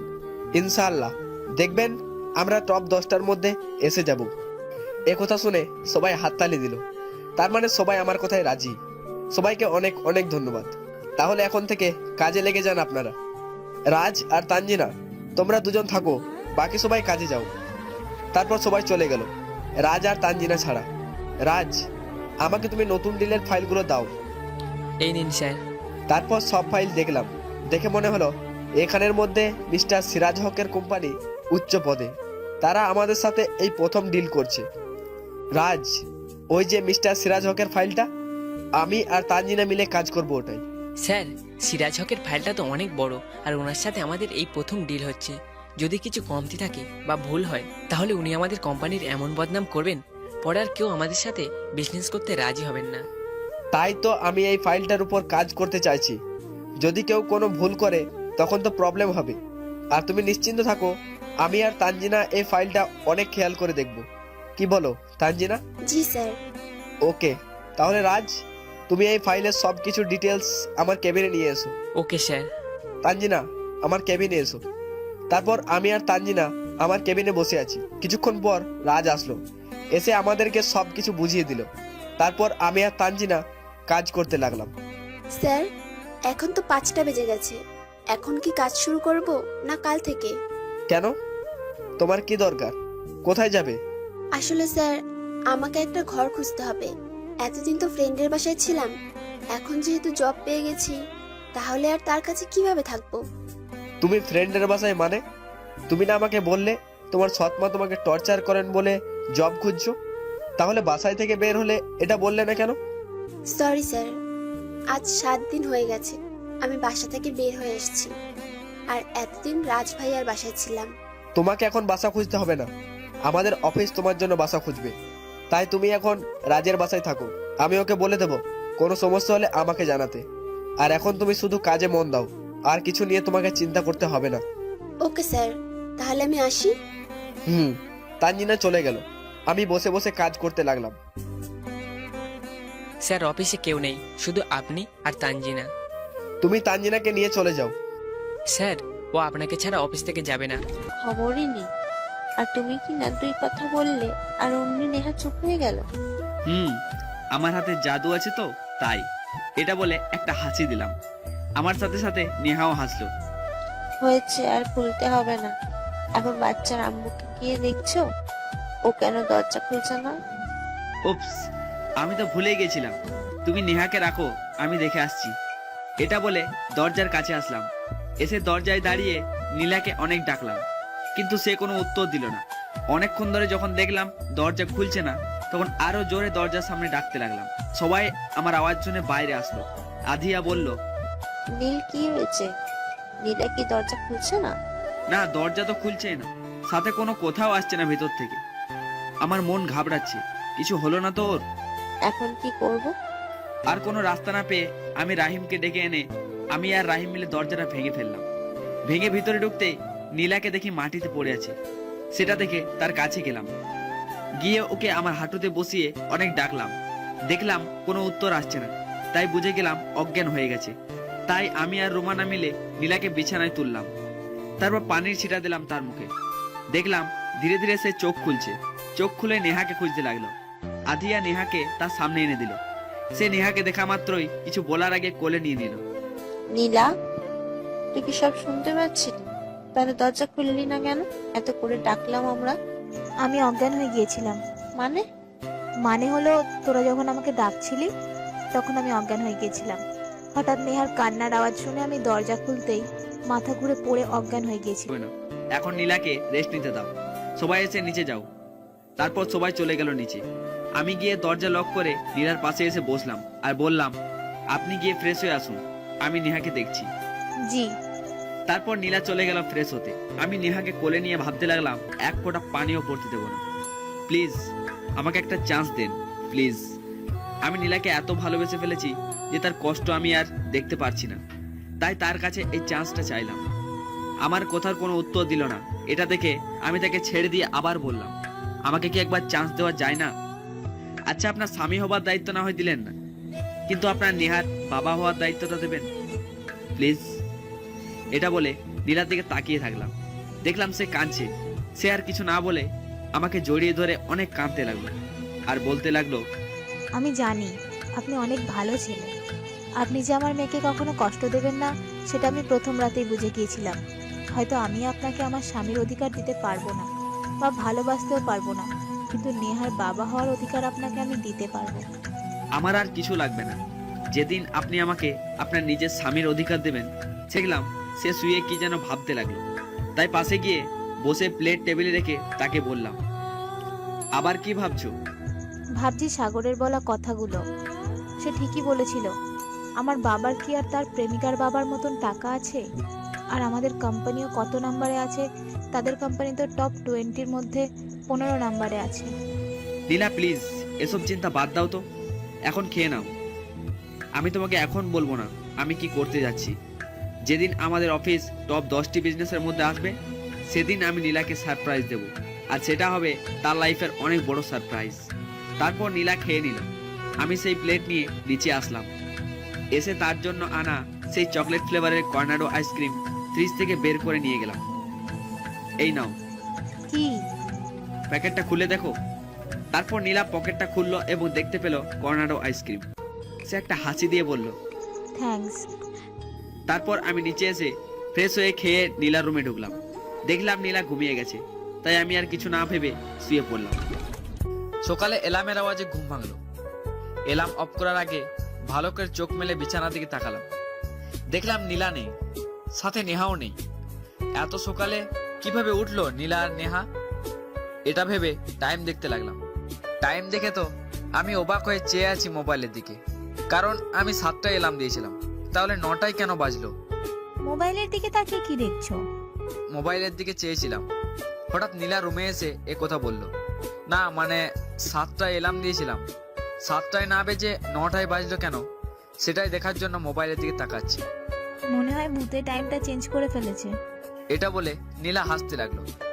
এই প্রথম আমি নীলার মুখে এরকম হাসি দেখতে পেলাম, তাই আরো হাসানোর জন্য বলে উঠলাম, ভূত? আমি আর এরকম আসবো না, আমার অনেক ভয় করে ভূত দেখলে। তুমি ভূতকে ভয় পাও? আমি তো কিছুই ভয় পাই না, শুধু তোমার মুখে হাসি আনার জন্য। ভূত কি, যদি পানিকেও ভয় পেতে হয় তাহলে সেটাকেও পাবো। কি হলো, কথা কানে যাচ্ছে না নাকি ভূতের ভয় কথা বলতে ভয় করছে? আর কখন থেকে মোবাইলটা বাজছে সেটা কি শুনতে পাচ্ছ না? আমি নীলার হাসিতে এত ডুবেছিলাম যে মোবাইল বাজছিল সেই দিকে আমার কোনো খেয়ালই নেই। এটা বলে মোবাইল হাতে নিয়ে দেখলাম অফিস থেকে রাজ কল করেছে। তাই আর কথা না বাড়িয়ে নীলাকে ফ্রেশ হবো বলে নিচে চলে আসলাম। আসার সময় আধিয়ার কোলে নেহাকে দেখলাম, সেখানে এখন গেলাম না, না হলে অফিসের জন্য লেট হয়ে যাবে। তাই এরকম ভাবে শুরু হয়েছে। হাসি খুশি হয়ে আল্লাহর কাছে দোয়া করি যেন নীলাকে আমি এরকম ভাবে সবসময় হাসি খুশি রাখতে পারি। অতঃপর অফিসে চলে আসলাম, এসে নিজের কেবিনে বসলাম। আসার আগে রাজকে বলে আসলাম আসার জন্য। স্যার আসবো? হ্যাঁ এসো। তো বলো, কেন কল দিয়েছিলে? স্যার একটা সমস্যা হয়ে গেছে। কি? স্যার আমাদের যে নতুন প্রজেক্টটা ছিল না, ওই যে মিস্টার আমিনুল হক নামের এক কোম্পানির সাথে, উনি জানেন আমাদেরকে 5 দিনের সময় দিয়েছেন এই ডিল কমপ্লিট করতে। আর সেটা বলতে ওনার ম্যানেজারকে পাঠিয়েছিলেন। সকালে আমি তখন আপনাকে কল দিয়েছিলাম, কিন্তু আপনি সেটা ধরেননি। অনেকক্ষণ ধরে ম্যানেজারে বসেছিলেন আপনার জন্য, কিন্তু আপনার আসার কোনো খবর নেই বলে উনি চলে যেতে চেয়েছিলেন, কারণ ওনার লেট হয়ে যাচ্ছে। আর লেট কিন্তু মিস্টার আমিনুল হক পছন্দ করেন না। আমি বলায় উনি আমাকে তখন এসব বলে যান যে 5 দিনের ভিতর এই ডিলটা কমপ্লিট করতে হবে। আর একটা কথা যাবার সময় ম্যানেজার আমাকে বলেছেন, আমাদের কাছে যে মোট 5টি কোম্পানির সাথে ডিল ছিল সেইগুলি নাকি ওনার, এটা উনি আমাদের জানতে দেননি। কিন্তু ম্যানেজার এটা আমাকে আলাদাভাবে বলেছেন, কারণ ম্যানেজার আমাকে চেনেন বলে। ও সেট, আমাদের কাছে আর মাত্র 11 দিন বাকি আছে। এগুলো শেষ না হলে বাকিগুলো কিভাবে শেষ করব? মাথায় কিছু কাজ করছে না আমার। আর এদিকে 5 দিনের ভিতরে আরো একটা শেষ করব। কিভাবে এত প্রেসার কেন দিচ্ছেন মিস্টার আমিনুল? স্যার সাথে আরও একটা কথা বলে গেছেন উনি, আর সেটা হলো যদি আমরা এই 5টা ডিল 15 দিনের ভিতর কমপ্লিট করতে পারি তাহলে আমাদের কোম্পানির নাম বাড়বে। উনি একটা পার্টি রাখবেন, আর সেই পার্টিতে উনি আমাদের কোম্পানির ট্যালেন্টের কথা প্রকাশ করবেন। আর জানেন সেখানে কে কে থাকবেন? বাংলাদেশের টপ 20টি বিজনেসের মধ্যে যারা আছেন। তখন যদি উনি একবার আমাদের কথা সেখানে প্রকাশ করেন, বুঝতে পারছেন তো স্যার আমাদের কোম্পানি কত উঁচুতে উঠবে। আর সাথে আপনার স্বপ্ন পূরণের একটা রাস্তাও। তবে শুধু একটা ব্যাপারই বুঝতে পারলাম, আর সেটা হলো এই 5টা ডিল যদি আমরা 11 দিনের মধ্যে কমপ্লিট করতে পারি তাহলে আমাদের কোম্পানি অনেক বড় পদে যাবে স্যার। রাজ, তুমি ঠিক বলেছো। থ্যাঙ্কস তোমাকে আমাদের কোম্পানিকে অসম্মানের হাত থেকে বাঁচানোর জন্য। তুমি এখন আমাদের অফিসের সবাইকে মিটিং রুমে ডাকো। Okay sir. সবাইকে বলে মিটিং রুমে নিয়ে গেল। আমিও মিটিং রুমে ঢুকলাম। তো এখন মিটিং ডাকার কারণ কি সেটা আপনাদেরকে আমি বলছি। তো মিটিং শুরু করি। সবাই ওকে বলল। আপনারা তো সবাই জানেন যে আমাদের হাতে 5টি কোম্পানির ডিল আছে, আর সেগুলো আমাদের ডেলিভারি করতে হবে মাত্র 15 দিনের ভিতরে। আমরা হয়তো ভাবছিলাম সব কোম্পানিগুলি আলাদা, কিন্তু আমরা সেটা ভুল ভেবেছিলাম। এই সবকটা ডিল হচ্ছে একজনের, আর সে হচ্ছেন মিস্টার আমিনুল হক। উনি টপ 10টি বিজনেসম্যানের মধ্যে 5 নম্বর পজিশনে আছেন। ওনার কোম্পানিগুলি আর উনি আমাদেরকে দেখতে চেয়েছেন যে আমরা কি 15 দিনের ভিতরে এত বড় বড় প্রজেক্টগুলির ডেলিভারি দিতে পারি কিনা, তাও আবার একটা না 5টা। আর যদি আমরা তাদের দেওয়া ডিলগুলি কমপ্লিট করতে পারি তাহলে আমাদের কোম্পানির নাম খুব সহজে উঠে যাবে। কারণ এত কম সময়ের মধ্যে আমরা কিভাবে পারলাম এই ডিলগুলি কমপ্লিট করতে, তখন আমাদের সব স্বপ্ন পূরণ হয়ে যাবে। আর সেইগুলি করতে হলে আমাদেরকে অফিসে এখন অনেক সময় দিতে হবে, যেমন সকাল 8টা থেকে রাত 10টা পর্যন্ত। আমি জানি আপনাদের আসা যাওয়াতে অসুবিধা হবে, তাই কোম্পানি থেকে আপনাদের আসা যাওয়ার জন্য একটা গাড়ির ব্যবস্থা করে দেওয়া হবে, যাতে সবাই টাইম মতো আসতে পারেন আবার যেতেও পারেন। আর এই কষ্টটা শুধু আপনাদের 11 দিনই করতে হবে, এর বেশি না। তাই আমি আপনাদের কাছে এই 11টা দিন মন দিয়ে কাজ করার জন্য অনুরোধ করছি। আপনারা সবাই মনোযোগী দিয়ে কাজ করবেন প্লিজ। টিম 1 আর টিম 2, আপনাদেরকে আগে যে প্রজেক্টের জন্য কাজ দেওয়া হয়েছিল সেই প্রজেক্টটা আগামীকাল সকালের মধ্যে কমপ্লিট দেখতে চাই। এখন আপনারা কাজে লেগে পড়ুন, আর কেউ কোনো কাজে একটু ভুলও করবেন না। এখন সবাই যেতে পারেন। তারপর সবাই চলে গেল, আমিও আমার কেবিনে চলে আসলাম। আসার সময় রাজকে বলে এসেছি তানজিনাকে টিম 1-এর সাথে কাজে দিয়ে দিতে। এসে চেয়ারে বসে মোবাইল হাতে নিলাম, নিয়ে দেখি আব্বুর হাসপাতাল থেকে কল আসছে। তাই আমি ব্যাক করলাম। কিছুক্ষণ রিং হওয়ার পর একজন নার্স ধরলো। হ্যালো, কে বলছেন? আমি নীল, আমি ওই রোগীর ছেলে বলছি। আমার বোন হয়তো কল দিয়েছিল আমাকে, তখন মোবাইল দেখিনি। আপনি কি তাকে একটু ডেকে এনে দেবেন? স্যার, আপনার বাবা আর আপনার বোনকে একজন মেয়ে এসে নিয়ে গেছেন। ওনার নাম নীলা। উনি বলেছেন আপনি নাকি ওনার স্বামী, তাই আপনার আব্বুকে উনি নিয়ে গেছেন। ও ওকে, থ্যাঙ্কস। কল কেটে ভাবতে লাগলাম নীলা কেন আব্বুকে বাসায় নিয়ে গেল। যদি কিছু উল্টাপাল্টা কিছু করে বসে, নীলার তখন তো আরো বেশি সমস্যা হবে। এটা ভেবে নীলার মোবাইলে কল দিলাম। হ্যালো নীলা, আমি নীল। এই প্রথম তো তাকে কল দিয়েছি, তাই হয়তো আমার নাম্বার চিনে না। ও নীল, ভালো হয়েছে কল দিয়েছো, না হলে এখন আমি নিজেই দিতাম। মানে কি হয়েছে? তেমন কিছু না, আমি হসপিটাল থেকে তোমার আব্বু আর তোমার বোন রাইসাকে নিয়ে এসেছি। এসব করার কি দরকার ছিল? উনি বাসায় চলে যেতেন ভালো হলে। তা কিভাবে হয়? উনি অসুস্থ, আর অসুস্থতার মাঝে বাইরের খাবার খাবেন নাকি? তাই নিয়ে এসেছি। তুমি একদম চিন্তা করো না, আমি তোমার আব্বুকে আমার আব্বু ভেবে সেবা করব। এখন রাখি, ওনার জন্য খাবার বানাবো। এটা বলে কল কেটে দিল। নীলা হঠাৎ করে এরকম পাগলামি টাইপের কাজ করছে কেন? সকালে আমার জন্য নাস্তা, আবার আব্বুকে হাসপাতাল থেকে নিয়ে এসে বাসায় রেখে তার যত্ন নেওয়া, সবকিছু যেন চেঞ্জ হয়ে যাচ্ছে ধীরে ধীরে। এখন এসব নিয়ে ভাবলে চলবে না, তাই কাজে মন দিলাম। বসে কাজ করছিলাম, হঠাৎ কে যেন কল দিল। তাই মোবাইল হাতে নিয়ে দেখি নীলা কল দিয়েছে, তাই ধরলাম। হ্যালো। তোমার সাথে আব্বু কথা বলতে চায়, তাই এখন কল দিয়েছি। আচ্ছা, আব্বুকে দাও। এই নিন আব্বু, আপনি নীলের সাথে কথা বলুন, আমি আপনার জন্য কিছু বানিয়ে আসি। নীল, কেমন আছিস? এই তো ভালো, তুমি? আর তোমার শরীর খারাপ লাগছে না তো? আরে না, আমি ঠিক আছি। আর ছেলের বউয়ের হাতে রান্না খেয়ে আমি এখন ধীরে ধীরে। তারপর দুপুরে খেয়ে আবার কাজে মন দিলাম। এভাবে কেটে গেল 11 দিন। এই 11 দিনে দেখলাম নীলা ধীরে ধীরে আমার কেয়ার নিচ্ছে। শুধু আমার না, আব্বুর এবং রাইসারও। সবসময় দুপুরে কল দিয়ে জিজ্ঞাসা করে খেলাম কিনা। রাতে লেট করে আসলে সবাই ঘুমিয়ে গেলেও শুধু নীলা আমার জন্য রাতে খাবার নিয়ে বসে থাকে। আমাকে জিজ্ঞাসা করে এত লেট কেন হয়। আমি বলিনি, কারণ তাকে সারপ্রাইজ দেবো বলে। আর নীলার আব্বুও, উনি এখনো আসেনি। ওনার নাকি ওখানে আরো কাজ বাকি রয়ে গেছে, সেগুলি কমপ্লিট করতে ওনাকে আরো কয়দিন থাকতে হবে। আর উনি আসবেন আমাদের সেই দিন যেদিন আমরা মিস্টার আমিনুল হকের প্রজেক্টগুলি ডেলিভারি করব, সেদিন রাতে। স্যার, মিস্টার আমিনুল হক চলে এসেছেন। ওনাকে কি আপনার কেবিনে নিয়ে আসবো? নিয়ে এসো। কিছুক্ষণ পর রাজ মিস্টার আমিনুল হককে নিয়ে আসলো। হাই, আমি নীল। হ্যালো, আমি আমিনুল হক। জি বসুন। তারপর মিস্টার আমিনুল হক বসলেন, আমিও গিয়ে চেয়ারে বসলাম। বাই দ্য ওয়ে, আপনি কে? আমি হচ্ছি সজীব হোসেনের মেয়ের জামাই। ও, তো উনি কোথায়? আসলে উনি কাজের জন্য দেশের বাইরে গেছেন।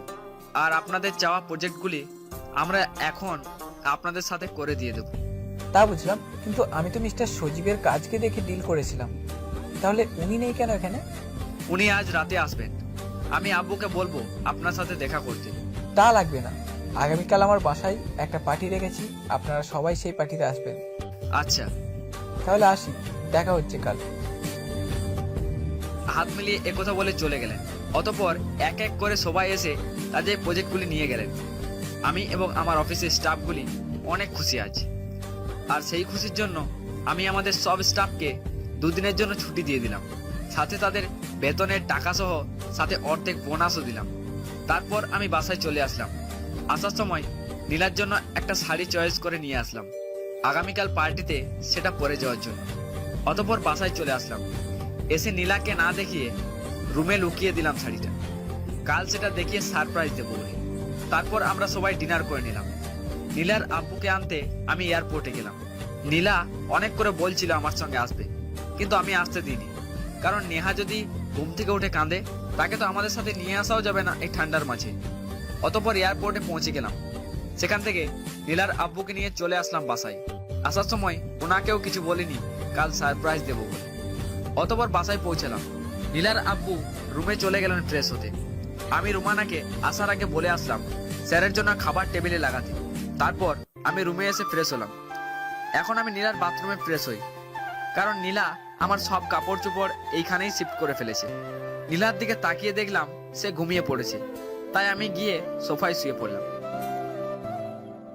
নীল, এই নীল, ওঠো, আব্বু ডাকছেন তোমাকে। উঠছি। তারপর ফ্রেশ হয়ে নিচে গেলাম। নীলার আব্বুকে দেখলাম টেবিলে বসে পেপার পড়ছেন। আমাকে দেখে বললেন, নীল উঠেছো? এসো, বসে নাস্তা করে নাও। জি। তারপর টেবিলে গিয়ে বসলাম। রুমানা আমাকে খাবার দিয়ে গেল। আমি খাবার খেয়ে উঠতে যাব, ঠিক তখনই নীলার আব্বু আমাকে বললেন, আচ্ছা নীল, আজকে তো কোনো ফেস্টিভ্যাল বা কোনো কিছু বন্ধ নেই, তাহলে আমাদের অফিসের সব স্টাফদের কেন দুদিনের জন্য ছুটি দিলে তুমি? আব্বু সেটা যদি আপনাকে রাতে বলি তাহলে কি হবে? আসলে আপনাদের জন্য একটা সারপ্রাইজ আছে, তাই এখন সেটা বলবো না, রাতে বলবো। আচ্ছা ঠিক আছে, তোমার সারপ্রাইজ প্ল্যান নষ্ট করবো না, ওকে? থ্যাঙ্কস আব্বু। এখন আমি আব্বুকে দেখে আসি কেমন আছেন উনি। আচ্ছা। তারপর আমি চলে আসলাম আব্বুর রুমে। এসে দেখি রাইসা নেহাকে কোলে নিয়ে আছে, আর আব্বু নেহার সাথে কথা বলছে। নেহাও হাসছে। আমাকে আব্বু দেখে রাইসাকে বললেন, রাইসা, ওকে বল চলে যেতে এখান থেকে।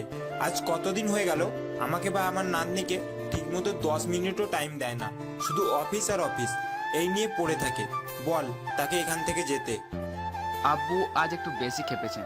খেপবেনই তো, আসলে আজ 11 দিন ধরে না আব্বুকে সময় দিতে পারছি আর না নেহাকে দিতে পারছি।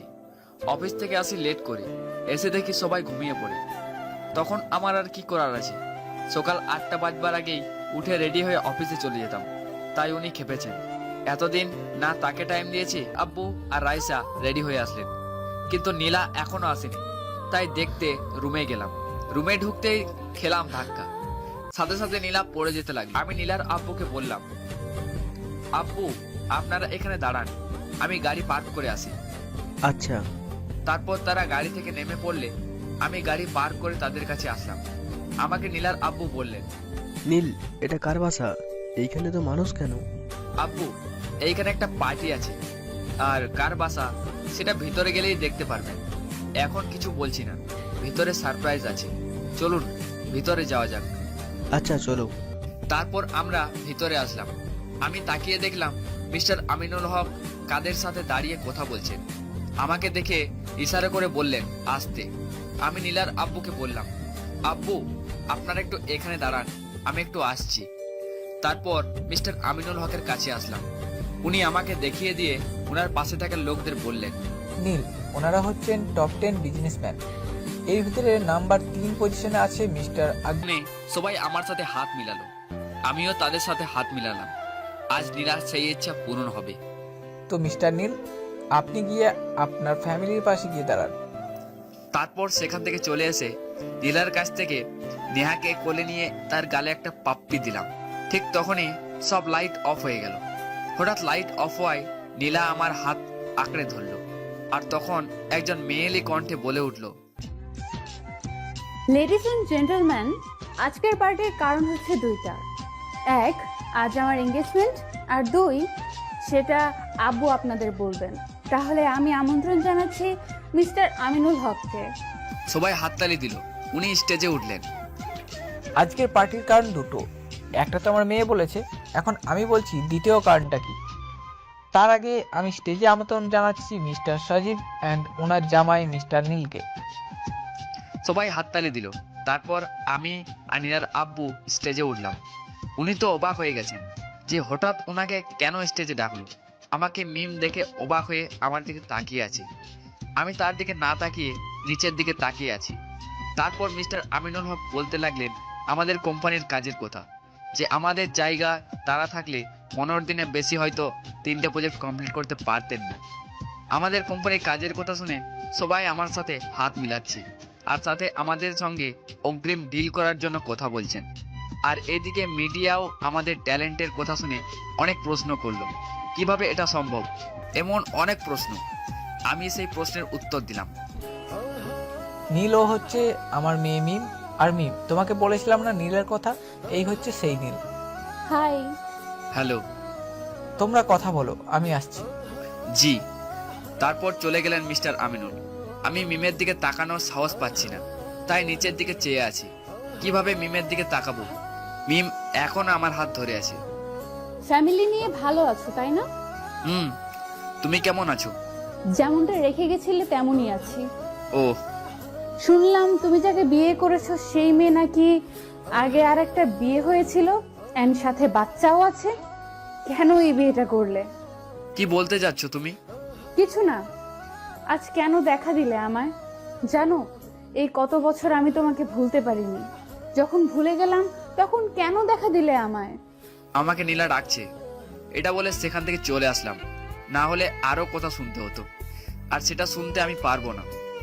এমনিতেই ও অনেক কষ্ট পেয়েছে আমাকে এভাবে দেখে, আর আমি চাই না তার কষ্ট বাড়াতে।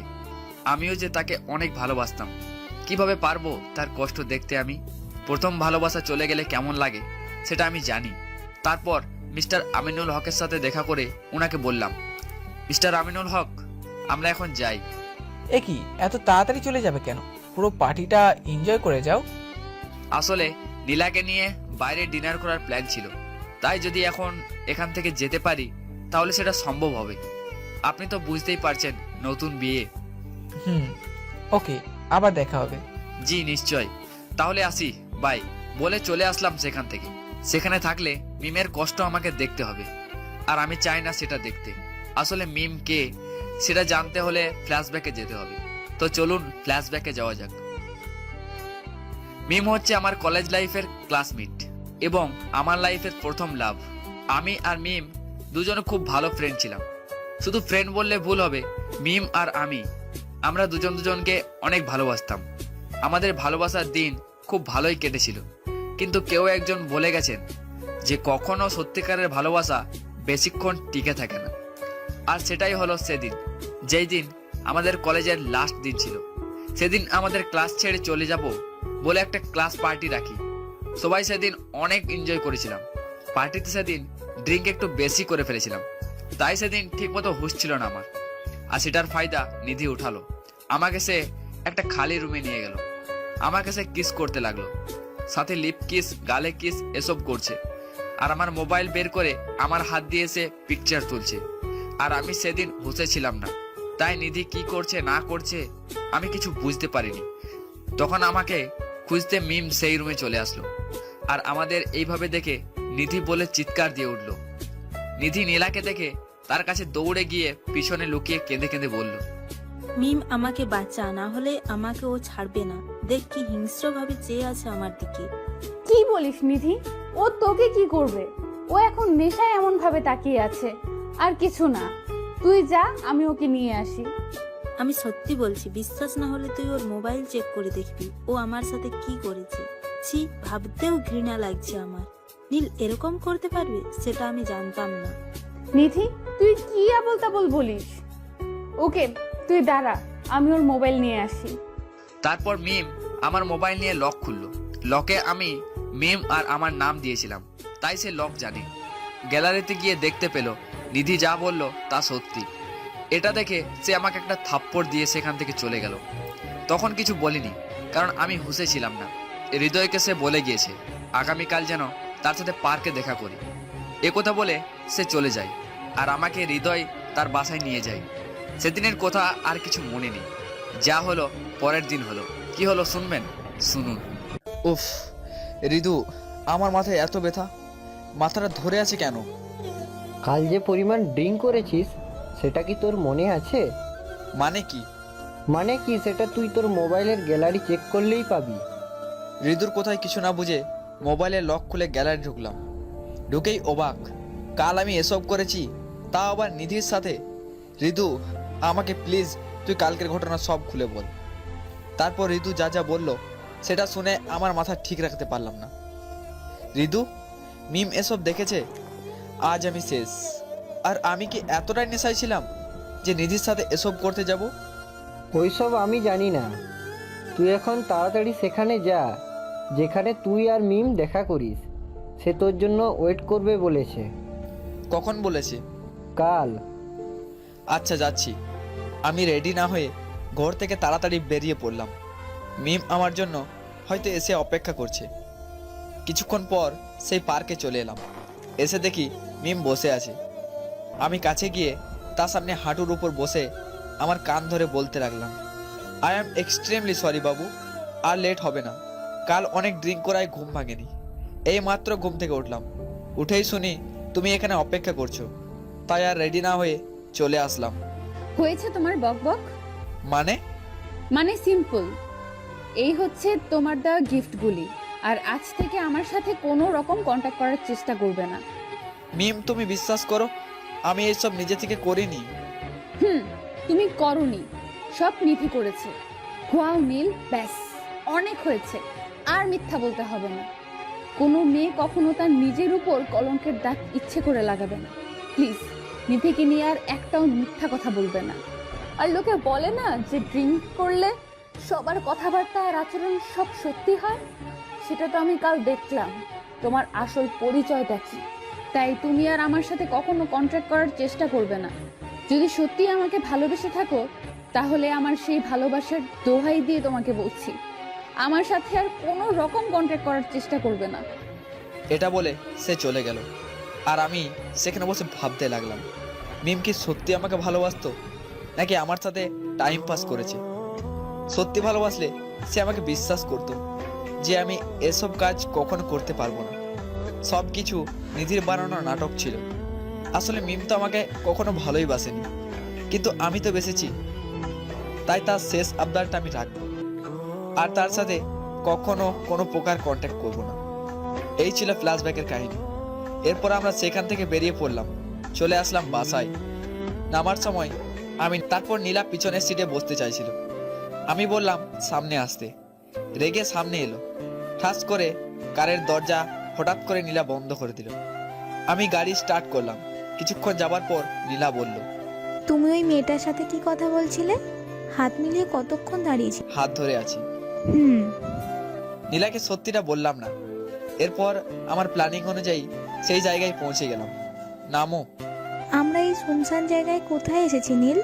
তোমাকে ভূতের কাছে ধরিয়ে দিতে এইখানে নিয়ে এসেছি। নীল, এসব বলো না। এমনিতেই ভূতকে অনেক ভয় লাগে আমার। ভয় পেও না, এইখানে শুধু ভূত না, সাথে পেতনিও আছে। নীল। ওকে সরি, চলো। কোথায়? ওই যে একটু সামনে। আর ভয় পেও না, আমি থাকতে কেউ তোমার ক্ষতি করতে পারবে না। সেটা আমি জানি। তারপর মোবাইলের টর্চ অন করে নীলাকে নিয়ে সেই অন্ধকারের মধ্যে প্রবেশ করলাম। নীলা তো ভয় পেয়ে আমার একটা হাত ধরে আছে। টেবিলের কাছে আসলাম। নীলা, বসো। নীল, আমরা এখানে কেন এসেছি? দেখো না, এদিকে কেউ নেই, শুধু আমি আর তুমি ছাড়া। চলো অন্য কোথাও যাই। না, কোথাও যেতে হবে না বলে একটা তালি দিলাম, আর সাথে সাথে আশেপাশে সব লাইট জ্বলে উঠলো। নীলা সেটা দেখে অবাক হয়ে তাকিয়ে রইল। এত সুন্দর জায়গার মধ্যে সে ডিনার করবে, সেটা ভাবতেও পারেনি নীলা। আশেপাশে তাকিয়ে দেখলো শুধু দুজন ওয়েটার ছাড়া আর কেউ নেই। তার কাছে এই জায়গাটা রোমান্টিক লাগছে। সে আমাকে এসে বলল, থ্যাঙ্কস নীল, আমাকে এরকম একটা সারপ্রাইজ দেওয়ার জন্য। আমি তো থ্যাঙ্কসের জন্য এই কাজগুলি করিনি। তাহলে? কিছু না, বলো কি খাবে? নীলাকে বললে যদি কিছু মনে করে, তাই আর বললাম না। এরপর আমরা ডিনার করে চলে আসলাম। বাসায় এসে ফ্রেশ হয়ে বিছানার দিকে তাকিয়ে দেখলাম নেহা নেই। তাকে খুঁজতে বাইরে যাব, ঠিক তখনই নীলা ভিতরে আসে। আমি তাকে জিজ্ঞাসা করলাম, নেহা কোথায় নীলা? ও আজ আব্বুর সাথে ঘুমাবে। কেন? আব্বু বলেছেন তাই। ও আচ্ছা, ড্রেস চেঞ্জ করে তুমি ঘুমিয়ে পড়ো, আমি শুয়ে পড়ছি। তুমি আজ থেকে বিছানায় ঘুমোতে পারবে, তাই এখন গিয়ে বিছানায় ঘুমাও। কেন? আমি সোফায় ঠিক আছি, লাগবে না বিছানায় ঘুমানো। বললাম তো বিছানায় ঘুমোতে, আর এটাই আমার শেষ কথা। একথা বলে সে ড্রেস চেঞ্জ করতে বাথরুমে ঢুকে পড়ল। আমিও আর কিছু না ভেবে বিছানায় এক কোণায় শুয়ে পড়লাম। ঘুমও লেগে গেল। চোখে অনেকদিন ঠিক মতো ঘুম হয়নি, তাই মাথা রাখতেই ঘুম চলে এলো। হঠাৎ মাঝরাতে ঘুম ভেঙে গেল কান্নার আওয়াজে। পিছনে তাকিয়ে দেখি নীলা আমাকে জড়িয়ে ধরে আছে আর ফুঁপিয়ে ফুঁপিয়ে কাঁদছে। এটা দেখে আমি বললাম, নীলা কি হয়েছে, কাঁদছো কেন? নীল, আমি একটা খারাপ স্বপ্ন দেখেছি তোমাকে নিয়ে। তুমি আমাকে আর আমার মেয়েকে একা রেখে চলে যাচ্ছ ওই মিমের সাথে হাত ধরে। নীল, আমাকে কথা দাও কখনো আমার মেয়েকে আর আমাকে ছেড়ে যাবে না। আচ্ছা আচ্ছা, আমাকে অনেক শক্ত করে জড়িয়ে ধরো। আর হ্যাঁ, আজ থেকে আমি তোমাকে আমার স্বামী হিসেবে মেনে নিলাম। আমাকে কষ্ট দিলে দাও, তারপরও কখনো আমার মেয়েকে কষ্ট দিও না প্লিজ। নীলা কি বলছো তুমি? নেহাকে আমি আমার মেয়ে ভাবি, ওকে কেন কষ্ট দেব? আমি শুধু ওকে না, তোমাকেও কখনো কষ্ট দেব না। এটা বলে তাকে শক্ত করে জড়িয়ে ধরে কপালে একটা পাপ্পি দিলাম। অনেকদিন পর নিজের কাছে একটা আলাদাভাবে ভালো লাগা কাজ করছে, এমন ভাবে যেন আমি নীলাকে সারাটা জীবন আগলে রাখতে পারি।